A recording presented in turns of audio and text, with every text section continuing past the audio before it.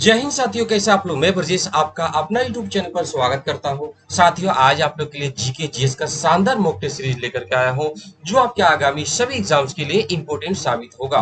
तो चलो भाई स्टार्ट किया जाए। आज का पहला क्वेश्चन। हाल ही में मॉरिशस के समुद्री क्षेत्र में तेल रिसाव के कारण मॉरिशस सरकार ने पर्यावरणीय आपातकाल घोषित किया था। तेल ले जा रहे जहाज किस देश का था? कमेंट करके आप लोग बताइए। ऑप्शन ए ब्राजील, बी है मॉरिशस, सी है सिंगापुर, डी है जापान। जल्दी से आप लोग बताने का प्रयास करें इसका सही जवाब क्या होगा। तो दोस्तों इसका सही जवाब हो जाएगा आपका डी हो जाएगा, जापान। अब चलो इसके बारे में हम लोग विस्तार से बात करते हैं। दोस्तों मॉरिशस जो कंट्री है ना, मॉरिशस एक किस महाद्वीप में है? यह अफ्रीकी महाद्वीप में है। अफ्रीकी महाद्वीप में है। इसकी राजधानी की बात करते हैं, पोर्ट लुइस है। राजधानी कहाँ है भाई? पोर्ट लुइस, याद रखिएगा। पोर्ट लुइस इसकी राजधानी है, ठीक है। पोर्ट लुइस इसकी राजधानी है। अगर आपसे पूछा जाए यहाँ का मुद्रा क्या है, मुद्रा रुपया है। भारत की तरह यहाँ का जो मुद्रा है क्या भाई? रुपया है, याद रखेंगे। ठीक है भाई। तो हुआ क्या था कि अगस्त की बात है, अगस्त 2020 में 4,000 टन क्या हुआ कि कच्चा तेल, ठीक है, कच्चा तेल ले जा रहे थे जहाज। कहां से कहां ले जा रहे थे? तो दोस्तों ब्राजील से सिंगापुर ये जहाज जो है ले जा रहे थे। हुआ क्या, सिंगापुर के पास में अचानक क्या हो, दुर्घटना ग्रस्त हो जाता है और जो कच्चा तेल है इससे निकलना स्टार्ट हो जाता है। और क्या है कि समुद्र में कच्चा तेल जाएगा दोस्तों, वहां के जो जीव जंतु है, समुद्री जीव जंतु, उस पर क्या होगा कि ये अपना बुरा प्रभाव डालेगा। और इस वजह से क्या हुआ, मॉरिशस सरकार ने वहां पर आपातकाल घोषित कर दिया, पर्यावरण आपातकाल घोषित किया गया। ठीक है। तो चलो भाई, बहुत ही इंपॉर्टेंट क्वेश्चन है, तो आप लोग नोट भी करते जाइए। चलो आ जाते हैं क्वेश्चन नंबर 2। प्रधानमंत्री ने सितंबर 2020 में किस राज्य के सभी गांवों को ऑप्टिकल फाइबर नेट इंटरनेट सेवा के माध्यम से जोड़ने के लिए घर तक फाइबर परियोजना की शुरुआत की? जल्दी बताएं। झारखंड, ऑप्शन बी पश्चिम बंगाल, सी मध्य प्रदेश और डी है बिहार। जल्दी बताएंगे आप लोग। प्रधानमंत्री ने सितंबर 2020 में किस राज्य के सभी गांवों को ऑप्टिकल फाइबर से इंटरनेट सेवा के माध्यम से जोड़ने के लिए घर तक फाइबर परियोजना की शुरुआत की? जल्दी बताएं। तो दोस्तों इसका सही जवाब हो जाएगा बिहार। दोस्तों क्या है कि आपको पता है अक्टूबर में बिहार चुनाव हुआ, बिहार विधानसभा चुनाव हुआ, तो उसके पहले बहुत सारे जो घोषणा की गई। और दोस्तों वही यही कदम को आगे बढ़ाते हुए सितंबर 2020 में क्या हुआ कि प्रधानमंत्री जी ने घोषणा किया कि भाई ऐसा है कि पूरे बिहार में, बिहार के जितने भी गांव हैं, सारे गांव को ऑप्टिकल फाइबर से जोड़ दिया जाए। मतलब क्या है दोस्तों कि इससे क्या होगा, गांव तक जो है इंटरनेट की स्पीड बढ़ जाएगी। क्योंकि बच्चे लोग, आप देखो लॉकडाउन के कारण क्या हुआ, इंटरनेट की आवश्यकता पड़ी ना। क्योंकि स्कूलें सब बंद है, कॉलेजेस बंद है और जितने भी क्लासेस है सब बंद है, तो ऑनलाइन का सहारा हुआ। ऑनलाइन कैसे पढ़ेंगे आप जब तक इंटरनेट सेवा ही ना हो? गोल गोल घूमते रहेंगे। इंटरनेट की स्पीड नहीं रहने के कारण आप क्या कर सकते हो भाई, पढ़ाई छोड़ना पड़ जाएगा, दिक्कत होती है। तो इसीलिए ऑप्टिकल फाइबर इंटरनेट सेवा जो है इसके माध्यम से पूरे गांव को जोड़ने के लिए यह परियोजना लाया गया। दोस्तों बात करते हैं कि एक जो है संकल्प लिया गया कितने दिनों में पूरे गांव को इसके साथ जोड़ दिया जाए। तो दोस्तों 1000 दिन, 1000 दिनों में क्या कहा गया है, 1000 दिनों में पूरे भारत के सभी गांवों को इंटरनेट सेवा मतलब ऑप्टिकल फाइबर से जोड़ दिया जाएगा 100 दिनों में। न सिर्फ बिहार, पूरे भारत में सबसे पहले पहले बिहार के जितने गांव हैं उनको जोड़ा जाएगा, उसके बाद भारत के सभी गांवों को 100 दिनों के अंदर क्या किया जाएगा कि इसको जोड़ दिया जाएगा। ठीक है, इंटरनेट सेवा से जोड़ दिया जाएगा। ठीक है, चलो भाई अब हम लोग आ जाते हैं नेक्स्ट क्वेश्चन पर। बहुत इंपॉर्टेंट क्वेश्चन है, आप लोग नोट करते जाएंगे। अगला क्वेश्चन आपके स्क्रीन पर। केंद्रीय मंत्रिमंडल ने सितंबर 2020 में जम्मू कश्मीर की कितनी भाषाओं को केंद्र शासित प्रदेश की आधिकारिक भाषा के रूप में मंजूरी प्रदान की है? ऑप्शन ए 3, बी 4, सी 6 और डी है 5। जल्दी बताएं भाई। क्या हुआ कि सितंबर 2020 की बात है। सितंबर 2020 में जम्मू कश्मीर की सरकार ने कहा, केंद्र शासित प्रदेश, ठीक है, केंद्र शासित प्रदेश की आधिकारिक भाषा के रूप में मंजूरी प्रदान कर दी गई है। और कहा कि भैया ऐसा है, केंद्र ने कह दिया कि भाई जम्मू कश्मीर में क्या है कि जम्मू कश्मीर पहले 2 ही भाषा था, अब जो आधिकारिक तौर पर 5 भाषा जो है इनकी मंजूरी दे दी गई है।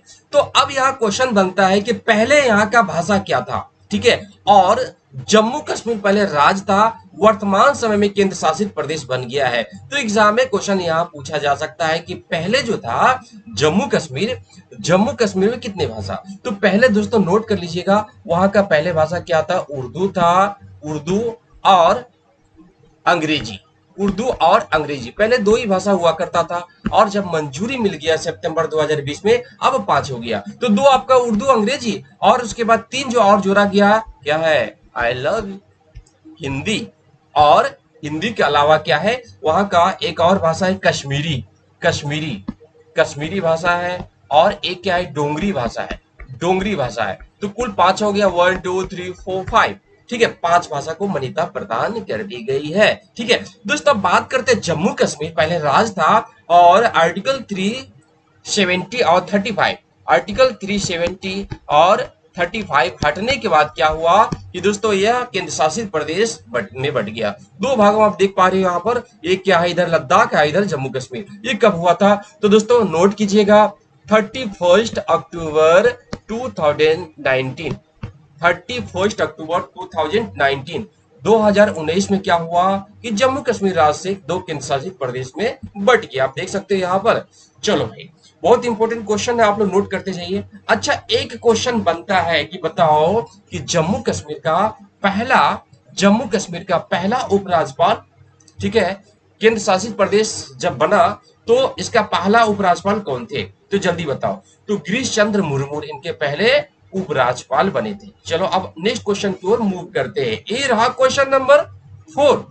रेल के डिब्बे कहाँ बनाए जाते हैं, कमेंट करके बताएं। रेल के डिब्बे कहाँ बनाए जाते हैं, जमशेदपुर तथा पेरम्बूर, कपूरथला तथा पेरम्बूर, हैदराबाद तथा पेरम्बूर, ऑडी है वाराणसी तथा पेरम्बूर। तो दोस्तों इसका सही जवाब जल्दी आप लोग बताइए। उत्तर क्या हो जाएगा आपका, B is correct answer, Kapurthala तथा पेरम्बूर। नोट कीजिएगा कहाँ बनाया जाता है, तो कपूरथला तथा पेरम्बूर। ठीक है भाई, ओके। तो दोस्तों कपूरथला है का, कपूरथला की बात कर लेते हैं। कपूरथला नोट कीजिएगा, ये पंजाब में। कपूरथला कहां पर है, कपूरथला आपका पंजाब में है। और पेरम्बूर कहां पर है, ये तमिलनाडु में है। ये कहां पर है भैया, ये तमिलनाडु में है। नोट कीजिएगा तमिलनाडु में, चेन्नई के पास में ये आपका पेरम्बूर है। ठीक है भाई। तो दोस्तों अब बात कर लेते हैं, इतना तो आपने देख लिया कि तमिलनाडु में पेरम्बूर है, कपूरथला पंजाब में है। ठीक है भाई। अगर आपसे पूछा जाए कि दोस्तों भारत की सबसे उच्च तकनीक और सबसे पावरफुल इंजन कौन सा है, कहां पर बनाया जा रहा है, तो दोस्तों electric engine. Okay, we are talking about electric engine. तो इलेक्ट्रिक इंजन की बात करते हैं तो दोस्तों बिहार में दोस्तों 12,000 हॉर्स पावर का, ठीक है, हॉर्स पावर का जो है इंजन बनाया जा रहा है। तो दोस्तों याद रखेंगे, यही वाला जो इंजन का पिक्चर में लगाया हूं ये 12,000 हॉर्स पावर का बहुत पावरफुल यह इंजन है। अब एग्जाम में क्वेश्चन पूछा जा सकता है, बताओ कहां पर, तो दोस्तों नोट कीजिएगा मधेपुरा, नाम आपने सुना होगा मधेपुरा। कहां पर, तो मधेपुरा में यह बनाया जा रहा है इंजन। और पूछा जाए किसके सहयोग से, तो क्या बताओगे किस देश के सहयोग से बनाया जा रहा है, तो दोस्तों फ्रांस की कंपनी है, फ्रांस की कंपनी के सहयोग से ये जो बनाया जा रहा है। ठीक है, चलो भाई बहुत अच्छी बात है, बहुत इंपॉर्टेंट क्वेश्चन है। चलो अब यहां से क्वेश्चन अगर पूछा जाए फ्रांस की कौन सी कंपनी है, तो एल्स्टॉम, ठीक है, एल्स्टॉम कंपनी है।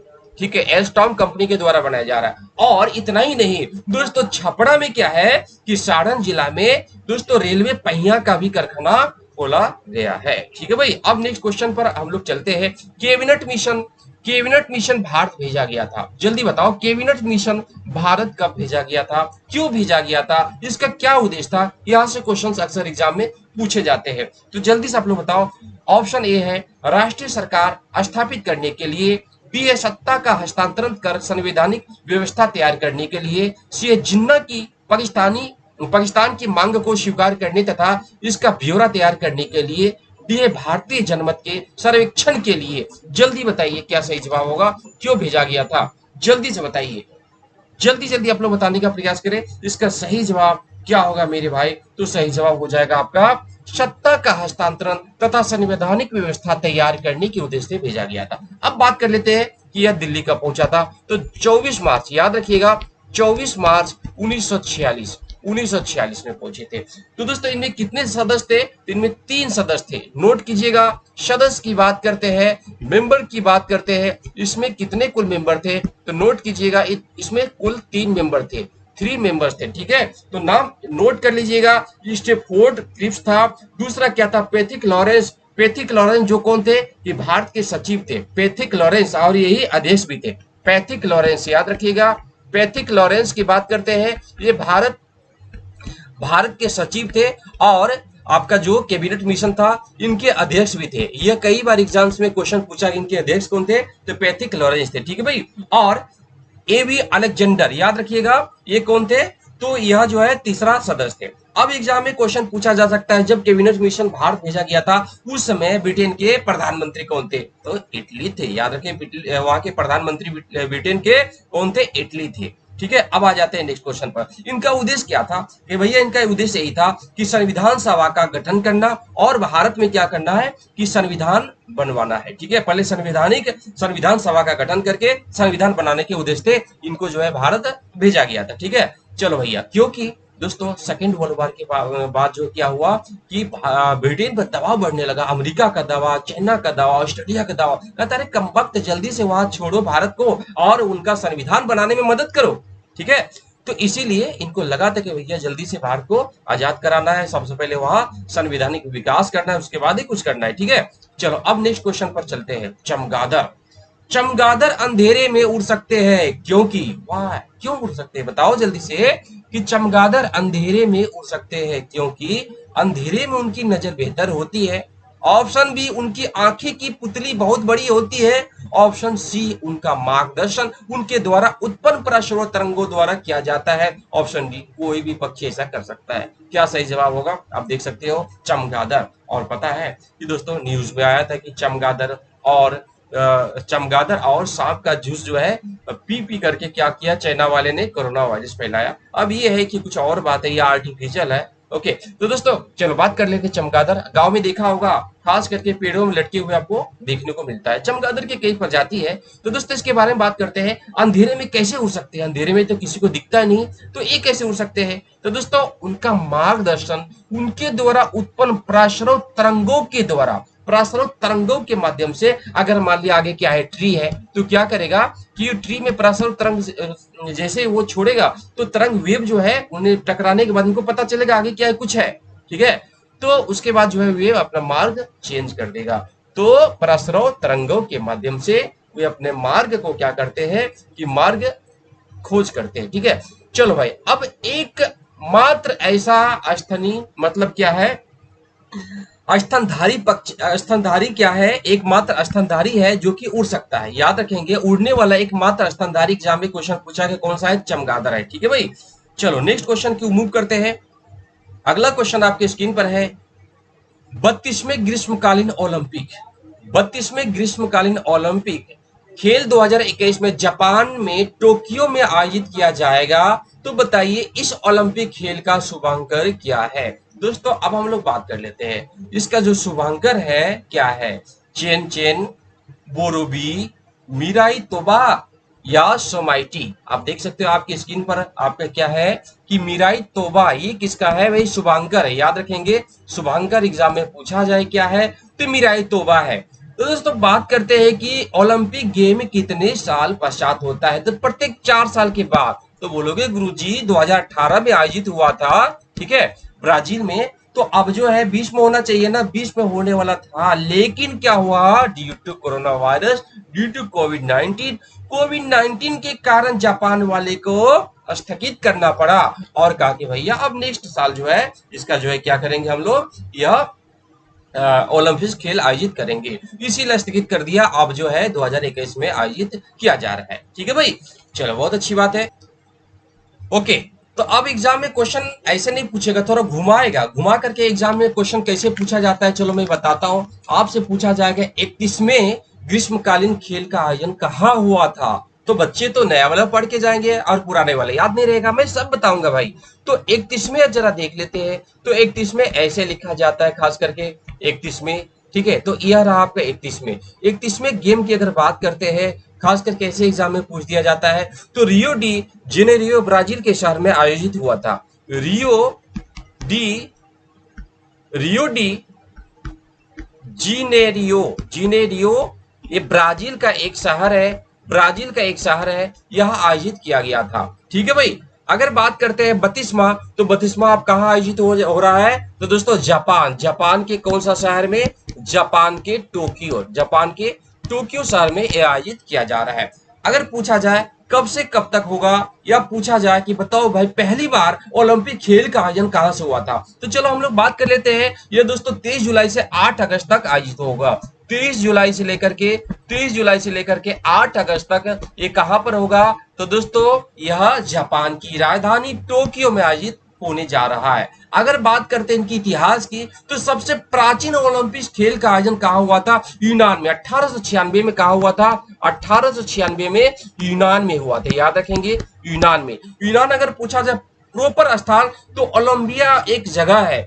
तो यूनान के शहर ओलंपिया में यह खेल का आयोजन कब हुआ था, सॉरी इसका जो नोट कर लीजिएगा, सबसे पहले जो है यूनान के शहर में जब प्रारंभ हुआ था 776 में कहा हुआ था, ओलंपिया शहर में। अगर पूछा जाए कि आधुनिक ओलंपिक खेल का विकास किस देश से हुआ, तो ये भी यूनान से हुआ। ये हुआ था 1896 में। 1896 में आधुनिक ओलंपिक खेल का जो आयोजन हुआ कहां से, ये भी आपका यूनान के एथेंस शहर से, और सबसे प्राचीन 1776 में हुआ था। ठीक है, ये भी आप लोग याद रखेंगे। अब हम लोग बात कर लेते हैं दोस्तों, ये तो आपका 31वां हो गया। और आपसे एग्जाम में कितना भी घुमा करके पूछे, मैं कोशिश करूंगा कि हमारे क्लास से बाहर क्वेश्चन एग्जाम में नहीं पूछा जाए। तो दोस्तों अगर आपसे पूछा जाए 31वां तो देख लिया ब्राजील में, 32वां आपने देखा जापान के शहर में। ओके, और अब बात कर लेते हैं कि 33वां कहाँ होगा। 33वां की बात करते हैं तो 33वां खेल का आयोजन जो है आपका कहाँ आयोजित होगा, एग्जाम में क्वेश्चन पूछा जा सकता है। तो फ्रांस की राजधानी पेरिस में। कहां पर होगा, नोट कीजिएगा, फ्रांस की राजधानी पेरिस में आयोजित होगा। फ्रांस की राजधानी पेरिस में, ठीक है, तो ये भी आप नोट कीजिएगा। अगर पूछा जाए भैया कि 34वां कहाँ होगा, तो 34वां आपका अमेरिका में होगा, यूएसए में। अमेरिका के एक शहर है जॉन आपका लॉस एंजिल। कहाँ है, लॉस एंजिल्स शहर में ये आयोजित होगा। ठीक है, तो जो भाई इस तरह से एग्जाम में 31वां 32वां 33वां 34वां कंप्लीट हो चुका है। चलो भैया, तो इसका आपने देखा, इसका क्या है कि इसका जो शुभंकर है मिराई तोबा है। नेक्स्ट क्वेश्चन को रिमूव करते हैं। वर्तमान में नाटो के कुल कितने सदस्य हैं। नाटो की बात कर लेते हैं, वर्तमान समय में नाटो के कुल कितने सदस्य हैं। कॉमेंट करके आप लोग जल्दी से बताइए।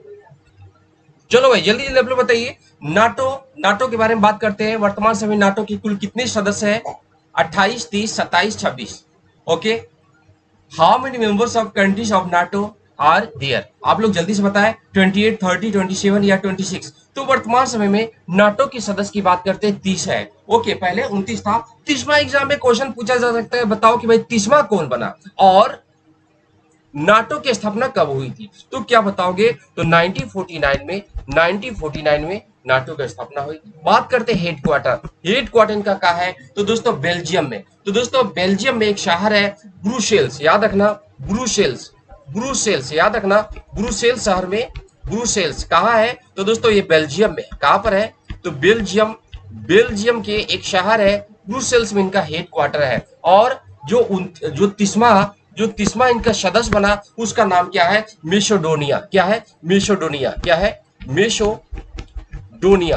मेसोडोनिया याद रखेंगे। मेसोडोनिया इनके जो 30वां सदस्य बन चुका है। ठीक है भाई, चलो अब आते हैं अगला क्वेश्चन पर। वर्तमान में सौरमंडल के किस ग्रह के सर्वाधिक उपग्रह है, जल्दी बताइए। कि दोस्तों आपको पता है जिससे बीच में क्या है, सूर्य है, और इनके चारों तरफ आप देख रहे हो मैप में क्या है, पिक्चर में, कि ग्रह जो है इनकी परिक्रमा कर रहा है। ठीक है भाई, ग्रह जो है इनकी परिक्रमा कर रहे हैं। तो अब आपको बताना है कि वर्तमान में कुल कितने ग्रह हैं। तो वर्तमान समय में 8 उपग्रह है। जो 9वां था उसका नाम प्लूटो था। 2006 में क्या हुआ, प्लूटो का जो मान्यता खत्म कर दिया, क्योंकि अब क्या होता है, ग्रह का डिफिनेशन क्या होता है कि वे अपने ऑर्बिट में, आप देख सकते हो ये जो है अपने ऑर्बिट में ही घूमेगा। लेकिन प्लूटो क्या था, ये जो है नेपच्यून के पास में आकर के इनके जो है मार्ग में घूमता था। इसीलिए इनका मान्यता खत्म कर दिया कि उनका क्या है कि दोस्तों वे दूसरे ग्रह में क्या करें, दूसरे सूर्य की परिक्रमा करे, वे अपने ऑर्बिट पे चले। लेकिन प्लूटो ऐसा नहीं करता था, इसलिए 2006 में क्या हुआ, वैज्ञानिकों ने इनका मान्यता खत्म कर दिया। अब बात करते हैं सबसे ज्यादा ग्रह की संख्या किसके पास में है, उपग्रह की संख्या किसके पास में है। तो याद रखना कि ग्रह जो है किसके परिक्रमा करते हैं, सूरज की, और उपग्रह जो है ग्रह की परिक्रमा करता है। जैसे कि आप देख सकते हो यह जो है घूम रहा है, इसके चारों तरफ जो क्या करेगा, इसके चारों तरफ जो उपग्रह चक्कर लगाए, किसके, ग्रह का। ठीक है, तो दोस्तों वर्तमान समय सबसे ज्यादा ग्रह जो है, उपग्रह जो है किसके पास में है। ओके, तो दोस्तों सबसे ज्यादा सैटेलाइट की बात करते हैं तो शनि के पास में है, याद रखना, शनि भगवान की जय। ठीक है, शनि के पास में है। तो कितने हैं बात कर लेते हैं, तो 82 है। कितने हैं, 82 है। और दोस्तों क्या था कि 2012 में 2011-12 में बृहस्पति के पास में ज्यादा उपग्रह था, बृहस्पति के पास में, लेकिन वर्तमान में शनि के पास में है। और बृहस्पति के पास में अभी कितना है, 79। याद रखना 79 सैटेलाइट अर्थात उपग्रह जो है बृहस्पति के पास में, शनि के पास में 82 है। समझ में आ गया आपको। सबसे बड़ा ग्रह की बात करते हैं तो बृहस्पति है। आप देख सकते हैं बृहस्पति है, घूम रहा है, तो सबसे बड़ा बृहस्पति है। ठीक है भाई। सबसे छोटा की बात करते हैं तो सबसे छोटा जो है बुध है। अगर बात करें सबसे ज्यादा टेम्परेचर, सबसे ज्यादा गर्म ग्रह कौन सा है, तो उत्तर क्या हो जाएगा बताइए। बोलोगे सर सबसे करीब तो बुध है, मरकरी, लेकिन मरकरी नहीं होगा। सबसे ज्यादा जो टेम्परेचर शुक्र का है। शुक्र को पृथ्वी की क्या कहा जाता है, भगिनी अर्थात बहन कहा जाता है। और भोर का तारा, सुबह का तारा, शाम का तारा भी कहा जाता है। क्यों होता है, अब बताओ क्यों होता है। सबसे करीब बुध है तो गर्म कौन सा, बुध होना चाहिए ना, लेकिन बुध नहीं है, शुक्र होगा गर्म। रीजन क्या है, यहाँ पर 94% क्या है कि CO2 है, कार्बन डाइऑक्साइड है। कार्बन डाइऑक्साइड के कारण क्या है, यहाँ पर सबसे ज्यादा गर्म है। और बुध की क्या है भाई कि वहां का जो रात का टेम्परेचर कम हो जाता है, दिन का ज्यादा होता है। ठीक है, मतलब क्या है, वहां बैलेंस बन जाता है। लेकिन सूर्य में, शुक्र में ऐसा नहीं होता है। ठीक है भाई। तो पृथ्वी के सबसे करीबी जो है ग्रह की बात करते हैं तो शुक्र हो जाएगा। चलो अब नेक्स्ट क्वेश्चन को रिमूव करते हैं जो आपके स्क्रीन पर है। हाल ही में कोरोना महामारी के दौर में विदेशों में फंसे भारतीय नागरिकों को घर वापस लाने हेतु सरकार द्वारा कौन सा मिशन प्रारंभ किया गया। ऑपरेशन नमस्ते, ऑपरेशन संजीवनी, मिशन सागर, वंदे भारत मिशन। जल्दी से कमेंट करके बताइए इसका सही जवाब क्या होगा। तो दोस्तों इसका सही जवाब होगा डी हो जाएगा, वंदे भारत। अचानक जब मार्च 2020 में लॉकडाउन हुआ तो जो जहां है वहीं फंस गया बेचारा। पहले जनता कर्फ्यू लागू हुआ, उसके बाद जो है नेक्स्ट डे क्या हुआ कि लॉकडाउन, संपूर्ण लॉकडाउन, जो जहां है भाई वहीं पर। अगर बाहर जाने को पुलिस का डंडा, तो इस वजह से कोई निकलते नहीं थे। अब जो विदेश में फंसे हैं, क्योंकि लॉकडाउन सिर्फ भारत में नहीं लगा था, लगभग संसार के सभी देशों में लागू हो चुका था। तो दोस्तों जो जहां है वही फंसे हुए थे। अब वहां क्या हो रहा था कि वहां बहुत ज्यादा समस्या हो रही थी। इस वजह से जो है भारत ने क्या किया कि वंदे भारत मिशन एक अभियान चलाया, जिसके तहत जो भारत के बाहर जो है लोग फंसे हुए विदेशों में, उनको घर वापस लाने के लिए एक विशेष अभियान चलाया गया था। ठीक है भाई। चलो बहुत अच्छी बात है। वैक्सीन अगर नहीं लिए तो वैक्सीन ले लीजिएगा। अभी भी कोरोना का डर है, क्योंकि सेकंड वेव के बाद अब थर्ड वेव भी आने की संभावना है। तो दोस्तों जो वैक्सीन नहीं लिए, वैक्सीन जरूर ले लीजिएगा। ठीक है, चलो अब बात करते हैं अगला क्वेश्चन। पृथ्वी की ओजोन परत प्राणियों के लिए उपयोगी होती है। पृथ्वी की ओजोन की परत प्राणियों के लिए उपयोगी होती है, क्यों होती है। ऑप्शन ए, वायु को वियोजित करके ऑक्सीजन के स्रोतों को कम करती है। बी है, यह पृथ्वी के नाइट्रोजन चक्र को बनाए रखती है। सी है, पृथ्वी के तापमान को बनाए रखती है। डी है, यह उन्हें सूर्य की अत्यधिक पराबैंगनी किरणों से बचाती है। क्या सही जवाब होगा, आप जानते हैं क्या है। क्षोभ मंडल है, समताप मंडल है, ओजोन मंडल है, आयन मंडल है, बहिर्मंडल है। तो क्षोभ मंडल के बाद समताप मंडल के पास में क्या है कि ओजोन मंडल है। और ये क्या करता है कि जो सूर्य से पराबैंगनी किरण जो निकलती है, उसको क्या करता है, रोकने का काम करता है। एक प्रकार से कंबल के भांति काम करता है कि जो भी अल्ट्रावायलेट रे है, जो हमारे लिए खतरनाक वेव है, रे है, उसको क्या करता है, उसको रोक लेता है। और पहले जो है अल्ट्रावायलेट रे बहुत ज्यादा आता था, खास करके ऑस्ट्रेलिया के पास में। ठीक है दोस्तों, तो अब क्या हुआ कि उसके कारण जो है वहां के बहुत सारे जीव जंतु ब्लाइंड होने लगे थे, स्किन कैंसर भी होने लगे। और अब जो है अब नहीं आ रहा है, क्यों कि ओजोन परत में छिद्र हो गया था। और छिद्र के कारण जो है क्या होता था कि वहां से अल्ट्रावायलेट किरण पृथ्वी पर आने लगा था। और लॉकडाउन के कारण क्या हुआ कि लगभग जो है ओजोन परत में जो क्षय हुआ था, छिद्र हुआ था, वे भर चुका है। ऑस्ट्रेलिया और जो है अटलांटिका के पास में ये क्षेत्र देखा गया था। ठीक है भाई, अब क्षेत्र जो है भर चुका है। तो ये क्या करता है, आप लोग जल्दी बताओ। यह सूर्य की अत्यधिक पराबैंगनी किरणों से बचाती है। तो दोस्तों अब बात करते हैं कि जो ओजोन परत का क्षय होता है, क्या होता है। CFC गैस का नाम सुना होगा, CFC गैस जो है क्लोरो CFC गैस जो है क्लोरोफ्लोरोकार्बन का नाम है। ये खास करके रेफ्रिजरेटर और जो है जेट विमान से निकलता है, ठीक है। एसी से भी निकलता है, लेकिन एसी में उसके विकल्प में दूसरा गैस डालने लगा है, ठीक है। तो CFC गैस से क्या होता है कि जो ओजोन परत है उसमें छिद्र हो रहा है, और इसके कारण क्या होता है, सूर्य से आने वाला पराबैंगनी किरण पृथ्वी पर पहुंच रहा है, ठीक है भाई। चलो अब हम लोग आ जाते हैं नेक्स्ट क्वेश्चन पर। अगला क्वेश्चन आपकी स्क्रीन पर है, चमगादड़ वाला तो हो चुका है क्वेश्चन, चलो रिपीट हो चुका है। अगला क्वेश्चन है, संविधान के किस भाग में पंचायती राज व्यवस्था संबंधी प्रावधान दिए गए हैं? संविधान के किस भाग में पंचायती राज व्यवस्था संबंधी प्रावधान दिए गए हैं? ए है आपका 9, बी है आपका 7, और सी है 3, डी है आपका 4। कमेंट करके आप लोग जल्दी से बताइए। ओके भाई, तो इसका सही जवाब क्या हो जाएगा? तो संविधान के किस भाग में पंचायती राज व्यवस्था संबंधी प्रावधान दिए गए हैं? 9, 6, 3, 4। तो इसका सही जवाब आप लोग जानते हैं, भाग 9 में इसको जोड़ा गया। कब जोड़ा गया है? कि संविधान संशोधन के तहत। यहां से ऐसे भी घुमा कर क्वेश्चन पूछा जा सकता है, तो नोट कीजिएगा 73वां संविधान संशोधन। 73वां संविधान संशोधन कब लाया गया था? तो 1992 में। लागू कब हुआ था बाबू? तो लागू आपसे पूछा जाए तो 24 अप्रैल, याद रखेंगे आप लोग, 24 अप्रैल 24 अप्रैल 1993 में क्या हुआ? यह लागू हुआ। लाया कब गया था? तो 1992 में इसको पास किया गया था। लेकिन लागू कब हुआ? तो दोस्तों 24 अप्रैल 24 अप्रैल 1993 में। और इसी वजह से प्रत्येक 24 अप्रैल को कौन सा दिवस मनाया जाता है? पंचायती राज दिवस। एग्जाम में क्वेश्चन पूछा गया कि पंचायती राज दिवस कब मनाया जाता है? तो 24 अप्रैल को, क्योंकि इसी दिन जो है पंचायती राज, ठीक है, ये जो संविधान संशोधन लाया गया था, ये लागू हुआ था 24 अप्रैल 1993 को। अब बात करते हैं कि पंचायती राज की शुरुआत किस गांव से हुई? तो दोस्तों नोट कीजिएगा, 2 अक्टूबर। कब लागू किया गया था? एग्जाम में क्वेश्चन पूछा जा सकता है, 2 अक्टूबर। ओके, 2 अक्टूबर 1959 में। 2 अक्टूबर 1959 में कहां से लागू हुआ था? राजस्थान के नागौर गांव से। राजस्थान के नागौर गांव से यह प्रारंभ हुआ। और दोस्तों अब जो है पूरे लगभग भारत में आपको ये व्यवस्था देखने को मिलती है, ठीक है। चलो इससे रिलेटेड और मैं क्वेश्चन पूछता हूं। अब आ जाते हैं नेक्स्ट क्वेश्चन पर। अगला क्वेश्चन आपकी स्क्रीन पर है, भारत में पंचायती राज व्यवस्था का शिल्पी किसे कहा जाता है? भारत में पंचायती राज व्यवस्था का शिल्पी किसे कहा जाता है? Who is called the architect of Panchayati Raj system in India? जल्दी बताओ। आचार्य नरेंद्र देव, जीवी Rao, BR Mehta, MM Sindhvi.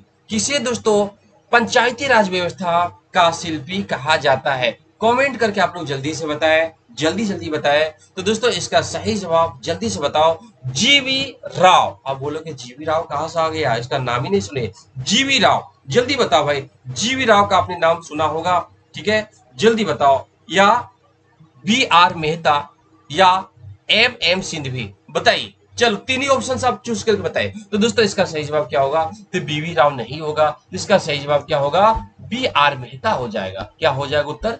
BR Mehta. इसका फुल फॉर्म बात कर लेते हैं, बलवंत राय मेहता। नाम सुना होगा, बलवंत राय मेहता।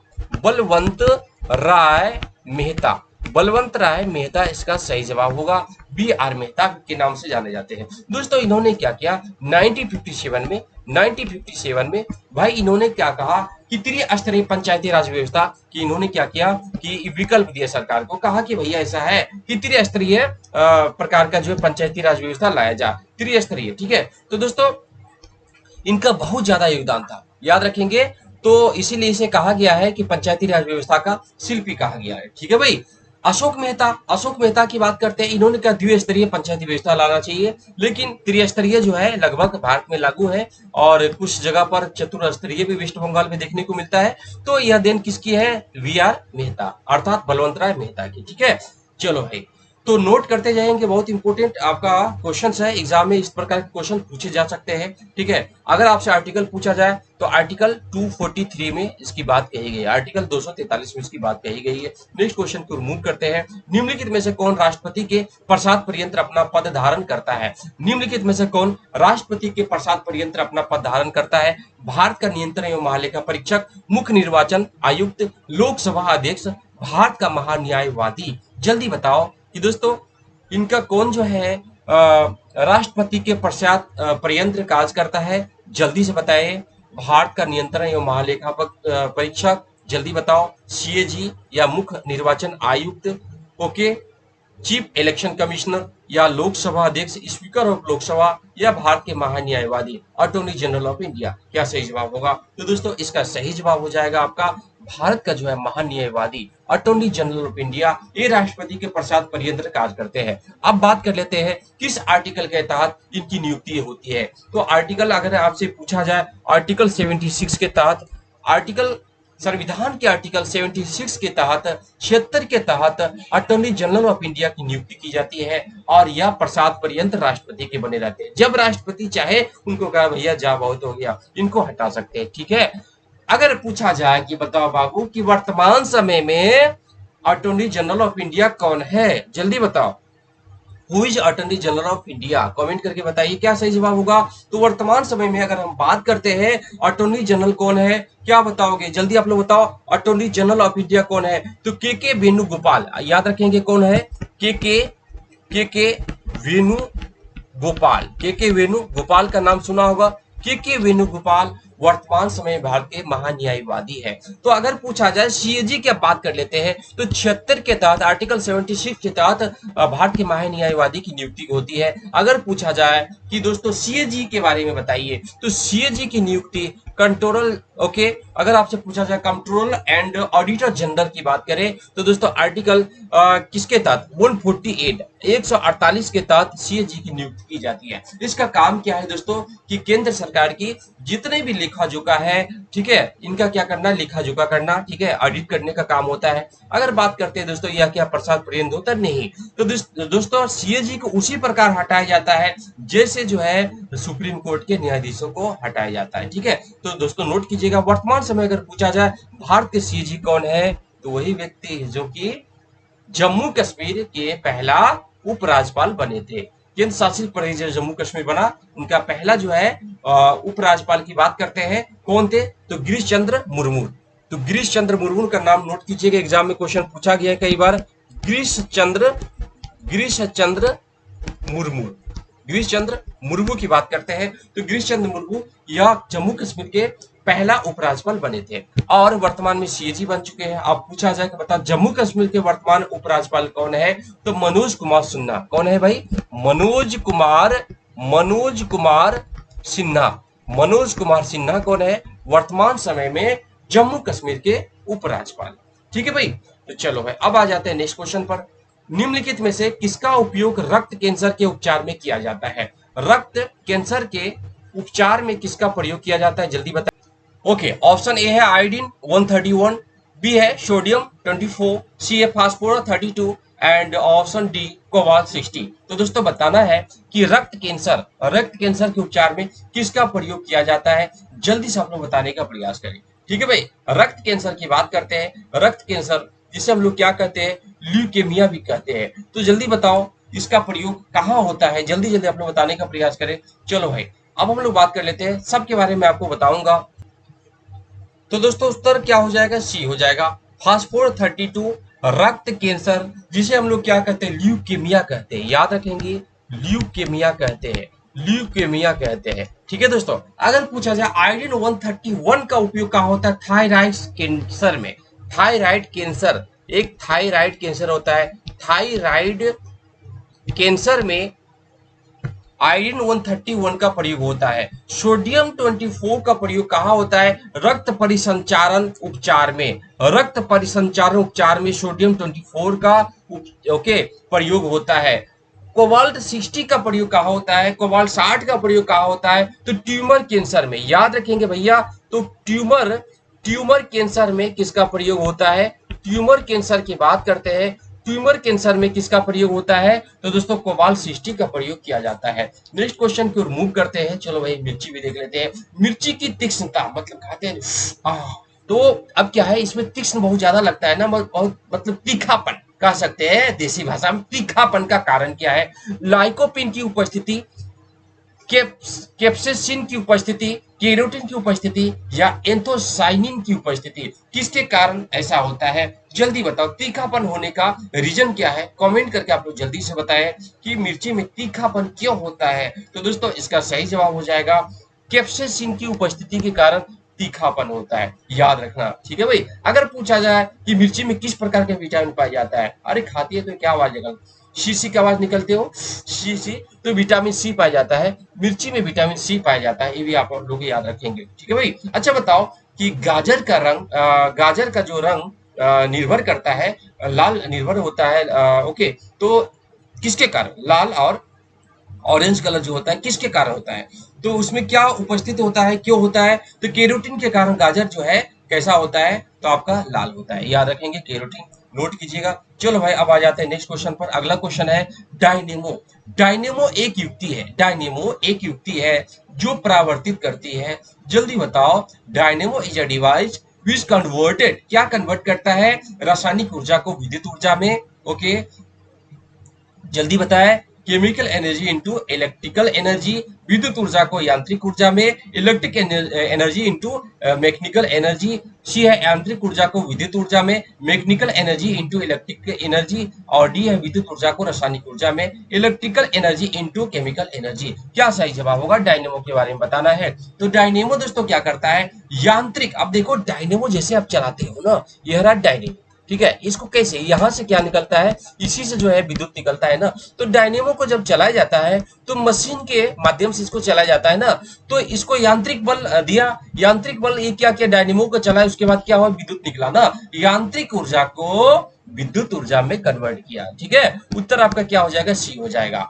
यांत्रिक ऊर्जा को विद्युत ऊर्जा में कन्वर्ट करने वाला जो युक्ति है उसे हम लोग क्या कहते हैं, डायनेमो कहते हैं। अगर क्वेश्चन पूछा जाए जो पंखा है, मोटर है, पंखा है, जो भी है, यह क्या काम करता है, तो मोटर की हम लोग बात करते हो, जो घर का जो मोटर है जिससे पानी आप लोग निकालते हो, या फैन हो गया, पंखा हो गया, तो पंखा में मोटर लगा रहता है, तो इसका क्या काम है, तो ये भी दोस्तों क्या करता है, इसका अलग काम है। यह दोस्तों क्या करता है, विद्युत ऊर्जा को यांत्रिक ऊर्जा में कन्वर्ट करता है, विद्युत को लेता है और क्या करता है, यांत्रिक मतलब बल लगाता है, तो क्या करता है दोस्तों, विद्युत ऊर्जा को यांत्रिक ऊर्जा में कन्वर्ट करने वाला युक्ति क्या है, मोटर है, और यांत्रिक ऊर्जा को विद्युत ऊर्जा में डायनेमो। ठीक है भाई।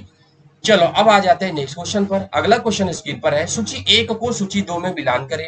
विटीकल्चर, वेजी कल्चर, पीसी कल्चर, ओलरी कल्चर, और दूसरी तरफ सूची 2 है, या किससे रिलेटेड है, सब्जी खेती से, मछली पालन, वृक्षों की कृषि से, अंगूर की खेती से, क्या सही जवाब होगा बताने का प्रयास करें। चलो भाई विटीकल्चर की हम लोग बात करते हैं। विटीकल्चर, तो दोस्तों अंगूर की खेती से क्या होगा, विटीकल्चर, विटीकल्चर क्या होगा, अंगूर की खेती से हो जाएगा। विटीकल्चर की हम लोग बात करते हैं तो अंगूर की खेती से क्या होगा भाई, विटीकल्चर की हम लोग बात कर लेते हैं, तो किससे रिलेटेड हो जाएगा, तो दोस्तों विटीकल्चर जो है आपके अंगूर की खेती से हो जाएगा।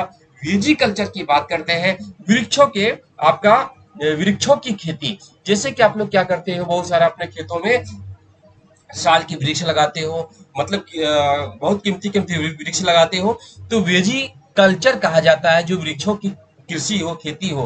पीसी कल्चर की बात करते हैं, नाम से ही पता चलता है मछली, पीसी कल्चर का संबंध मछली पालन से है। ओलरी कल्चर का संबंध सब्जी खेती से है। ठीक है भाई, ओलरी कल्चर का संबंध सब्जी खेती से है। तो अब भाई मिला सकते हो, क्या होगा, विटीकल्चर, ए का 4 कहीं दिख रहा है, बिल्कुल। बी का क्या होगा, बी का आप देख सकते हो वेजी कल्चर, वेजी कल्चर का संबंध वृक्षों से हो जाएगा, तो 2 का क्या हो जाएगा भैया, 2 का आपका 3 हो जाएगा। तो आपका सही जवाब बिल्कुल दिख रहा है, तो क्या हो जाएगा आपका बी सही जवाब हो जाएगा। चलो नेक्स्ट क्वेश्चन को मूव करते हैं। वायु की गति निम्नलिखित में से निम्नलिखित के द्वारा नापी जाती है। वायु की गति के बारे में बात करते हैं। वायु की गति किससे कैसे नापा जाता है, कमेंट करके आप लोग जल्दी से बताएं। वायु की गति जो है कैसे मापा जाता है, बेरोमीटर, एनीमोमीटर, हाइड्रोमीटर या विंड मीटर। वायु की गति की बात करते हैं, एनीमोमीटर के माध्यम से मापा जाता है, उत्तर क्या हो जाएगा, बी हो जाएगा। अगर बात करते हैं हाइड्रोमीटर से क्या नापा जाता है, द्रव का घनत्व जो है हाइड्रोमीटर से नापा जाता है। जैसे कि आपने बैटरी देखा होगा, बैटरी, बैटरी में क्या है कि उसमें एसिड लगा रहता है, एसिड कोई ड्राई भी रहता है, एक एसिड वाला भी रहता है। तो क्या है कि एक हाइड्रोमीटर रहता है, हाइड्रोमीटर से आप नाप सकते हो कि कितना चार्ज हुआ है। ठीक है, तो ये हाइड्रोमीटर है, तो ये क्या करता है कि द्रव घनत्व को नापने के काम करता है। और वायु की गति नापने का काम कौन करता है, तो एनीमोमीटर, ये भी आपको याद रखना है। ठीक है मेरे भाई, तो आज के लिए इतना ही। फिर मिलते हैं। जय हिंद, जय भारत, जय माता दी।